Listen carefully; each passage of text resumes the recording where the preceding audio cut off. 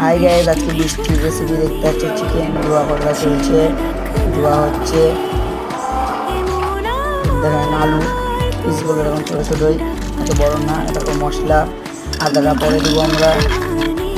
কড়াই তেল দিয়ে দিলাম, মশলার আলু ফালু সব দিয়ে দিলাম। ভাজাভুজি চলছে, ভাজা হয়ে যাক।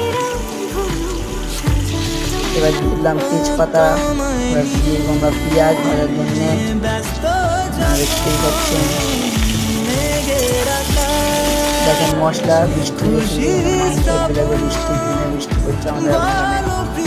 মাংস দিয়ে দিলাম কড়াইয়ে, মশলা দিয়ে মাংস কষে দিলাম।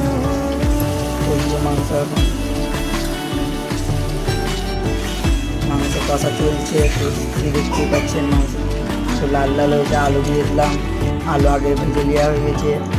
এই মাংস জল দিয়ে দিলাম। আজকে টাটা রেসিপি একটা লাইক প্লিজ। মাংস